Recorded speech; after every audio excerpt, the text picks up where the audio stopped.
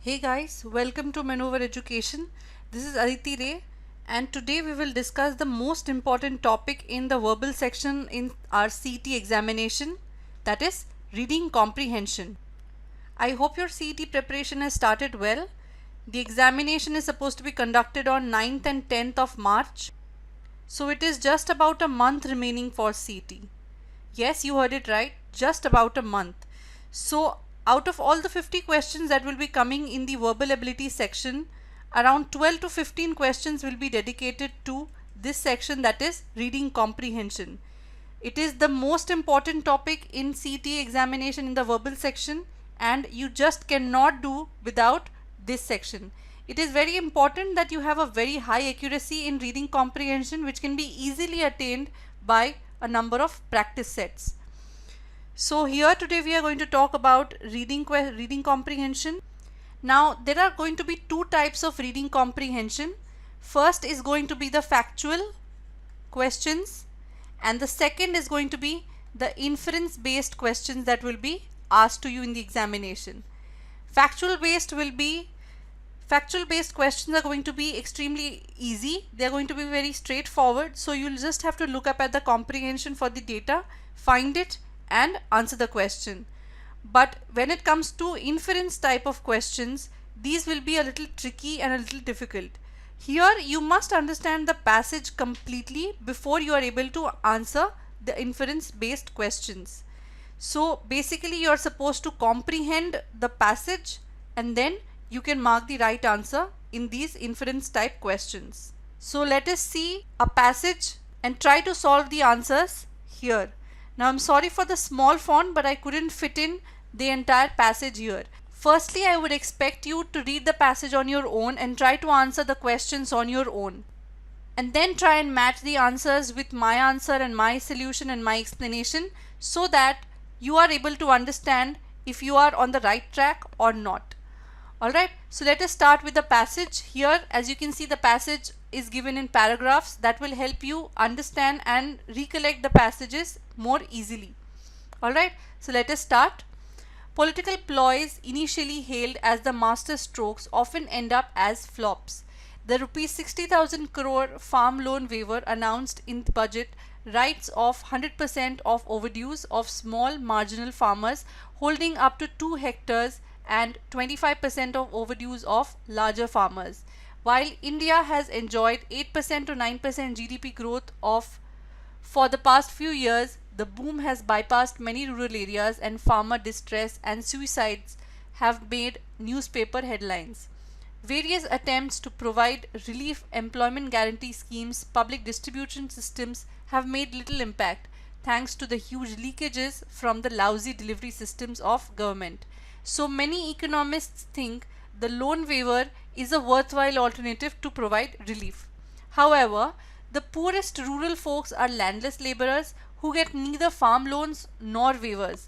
Half of the small and marginal farmers get no loans from banks and depend entirely on the money lenders and will not benefit. Besides, rural India is full of family holdings rather than individual holdings, and family holdings will typically be much larger than 2 hectares even for dirt poor farmers, who will therefore be denied the 100% waiver. It will thus fail in both economic and political objectives. IRDP loans to the rural poor in the 1980s demonstrated that crooked bank officials demand bribes amounting to 1/3 of the intending benefits. Very few of the intended beneficiaries who merited relief received it. After the last farm loan waiver will similarly slow down fresh loans to deserving farmers. While overdues to cooperatives may be higher, economist Surjit Bhalla says less than 5% of farmer loans to banks are overdue. That is, overdues exist for only 2.25 million out of 90 million farmers. If so, then the 95% who have repaid loans will not benefit. They will be angry at being penalized for honesty. The budget thus grossly overestimates the number of beneficiaries. It also underestimates the negative effects of the waiver, encouraging willful default in the future and discouraging fresh bank lending for some years. instead of trying to reach the needy. Though a plethora of leaky schemes, through a plethora of leaky schemes, we should transfer cash directly to the needy using new technology like biometric smart cards, which are now being used in many countries, and mobile phone bank accounts. Then benefits can go directly to phone account operable only by those with biometric cards, ending the massive leakages of the current schemes. The political benefits of the loan waivers have also been exaggerated, since if only a small fraction of farm families benefit, and many of these have to pay bribes to get the actual benefit, will the waiver really be a massive vote winner? Members of joint families will feel aggrieved that despite having less than 1 hectare per head, their family holding is too large to qualify for the 100% waiver. All finance ministers of central and state government give away freebies in their last budgets, hoping to win electoral regards. Yet, 4/5 of all incumbent government is voted out. This shows that beneficiaries of favors are not notably grateful, while those not of favored may feel aggrieved and vote for the opposition. That seems to be why election budgets constantly fall to win elections in India, and the loan waiver will not change that pattern. So you have understood the passage now, I hope. The passage is about how the political parties give loan waivers as a bribe to the voters during their election time, and how this is not going to be helpful to the political parties nor to the farmers, right? So let us look at the question here. Question number 1. Why do economists feel that loan waiver will benefit farmers in distress? Is it option A, it will improve the standard of living of those farmers who can afford to repay their loans but are exempted? Now, if you have read the passage carefully, you will understand that the passage nowhere talks about the standard of living. So the word standard of living has not been mentioned even once in the entire passage. Therefore, this definitely needs to be eliminated. It cannot be the right answer. Statement 2. Other government relief measures have proved ineffective. Yes, true. This has been mentioned a few times due to the leakages of various schemes. Statement number 3. Suicide rate of farmers have declined after the announcement of waivers. Now again, this has not been mentioned. Therefore, this will not be the right answer to this question. Farmers will be motivated to increase the size of their family holding, not individual holdings. Now this is not possible. The farmers cannot suddenly increase the size of their family holdings, right? So this also is logically not the right answer. And statement 5th, the government will be forced to re-examine and improve the public distribution system. Now the entire passage talks about farmer loans, the farmer loan waivers and the elections, and it does not talk about the improvement or re-examination of the public distribution system, the PDS, right? So the right answer to this question is going to be the second statement, that is, other government relief measures have proved ineffective. This is the right answer. Moving ahead, let us see the next question. The next question is, what measures will the loan waiver send the farmers who have repaid loans? Is it statement 1, the government will readily provide them with loans in the future? No, the passage does not talk about anything about future loans that the government will be providing or not providing. Statement 2, as opposed to money lenders, banks are a safer and more reliable source of credit. Again, nothing of this sort has been mentioned in the passage, that which are safer or more reliable source of credit, the bank or the money lenders. This has not been mentioned anywhere. So statements B or statement 2 is also wrong. Third, honesty is the best policy. Yes, honesty is the best policy, but this has no connection with our passage above. So this is not going to be the right answer. Statement 4th, it is beneficial to take loans from cooperatives since their rate of interests are lower. Now again, the cooperatives are not mentioned anywhere in the passage. Therefore, we will ignore this statement also. This is the wrong statement. Statement 5th, they will be angry at being penalized for honesty. Yes, this statement has been mentioned somewhere here, right? It has very straightforwardly given here that if the 90%, the 95% who have repaid the loans will not benefit, and they will feel angry at being penalized for their honesty. So statement number 5 is the right answer to this question. Moving ahead, question number 3. What is the author's suggestion to provide aid to farmers? Is it statement first, families should split their joint holdings to take advantage of the loan waiver? No. There has been no suggestion given as to what the families should do to take advantage of the loan favors, and therefore statement 1 is the wrong statement. Statement 2, the government should increase the reach of employment guarantee schemes. Again, yes, the reach of the employment guarantee schemes, nothing has been mentioned about the reach of it and what the government should be doing to include more people into this employment guarantee schemes or something. So statement 2 is also not the right answer. Third statement, the loan should be dispersed directly to bank accounts of the farmers using latest technology. Yes, this has been mentioned. It has been mentioned here, transfer cash directly to the needy using new technology like biometric smart cards, which are now being used by countries and mobile phone banks accounts. Then the benefits can go directly to the phone accounts, operable only by those with biometric cards, ending the massive leakages of the current schemes. So this is the right answer. Let us also read the other statements so as to be sure that this is the right answer. Government should ensure that loan waivers can be implemented over the number of years. No, this has not been mentioned. Fifth statement, rural infrastructure can be improved using schemes which were successful abroad. No, nothing has been mentioned about the rural infrastructure and how that can be developed, right? So the right answer to this question is third statement, that is loans should be dispersed directly into the bank accounts of the farmers using the latest technology. Moving ahead, question number 4. Which of the following statements is or are true in the context of the passage? Statement A, 1/4 of the overdue loans of landless laborers will be written off. Statement B, the 60,000 crore loan waiver has been sanctioned for 2.25 million marginal farmers. Or statement number C, any farmer with between 26% to 100% of the loan repayment overdue will be penalized.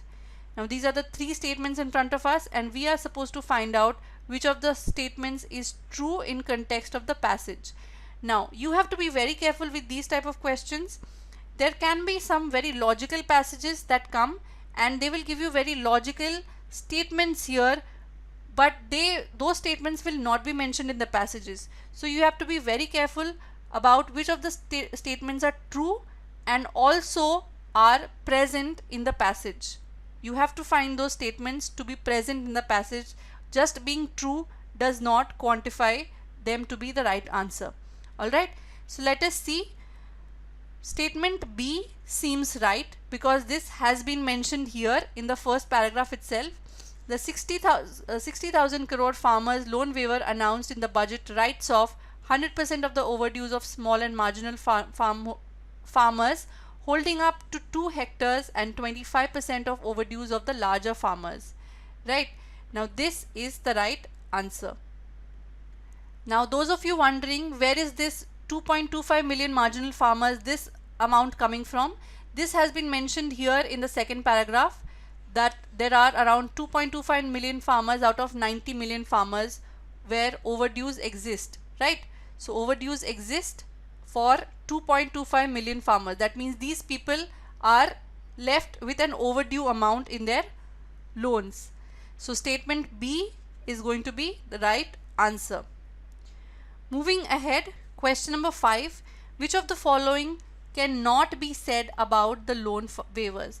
Now be very careful about these questions. Firstly, because they have asked you which are the questions that cannot be said about the loan waivers. So you have to find out the wrong statement and not the right statement. And secondly, in these inference type of questions, you have to be very careful with the statements also.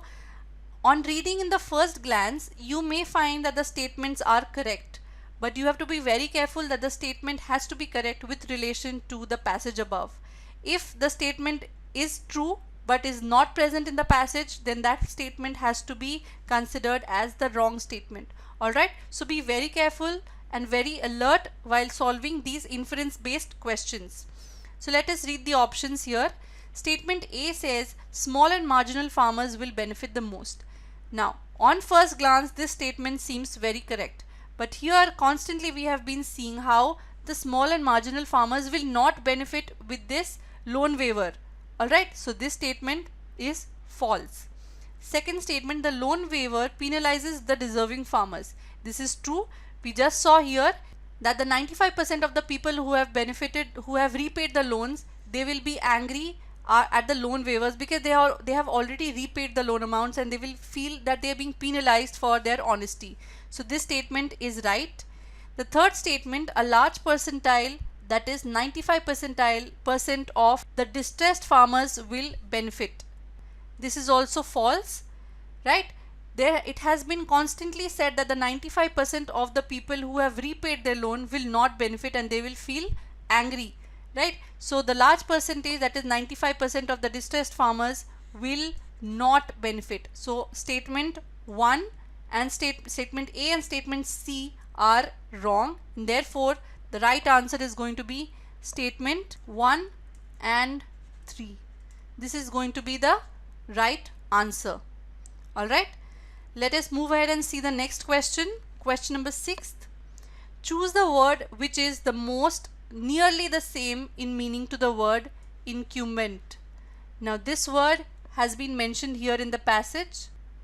Before you look at the options, read 2 lines above and 2 lines below the word where in the passage about the word that has been mentioned. Alright, so here we see the word incumbent here. So we will try and read 2 lines above and 2 lines below to get a hang of what the word is trying to say. What is the meaning of the word, right?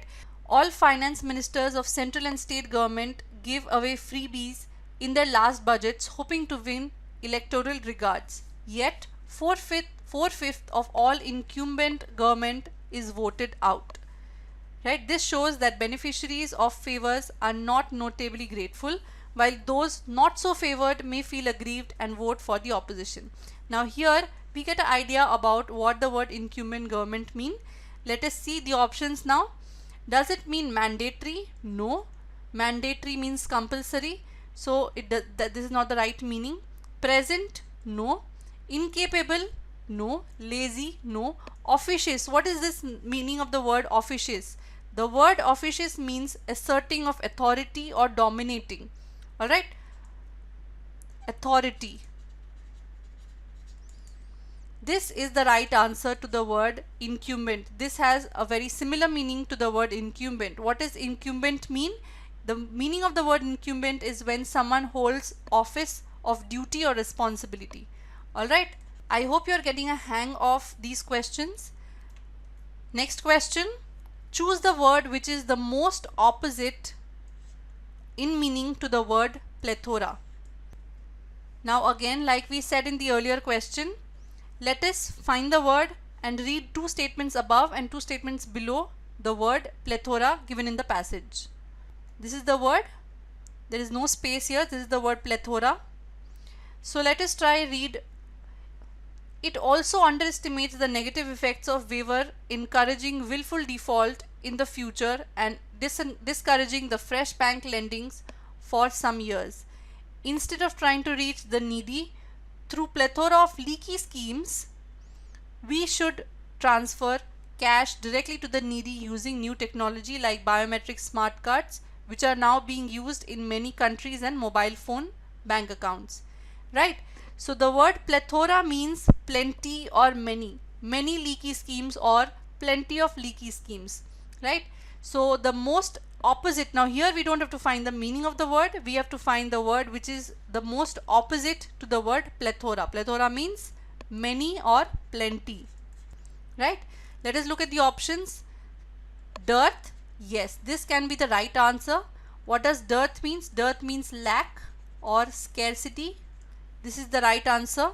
Missing, no, it cannot be missing. Superfluous, no. What does the word superfluous mean? Superfluous means unnecessary. Sufficient, no. Least, no. So the right answer to this question is A, dearth. Alright, so I hope you have understood how to read the passage, how to go about while solving the answers for the questions. When it comes to factual questions, you have to go to the passage, find the data and answer the question directly. When it comes to inference based questions, you have to be very careful and alert.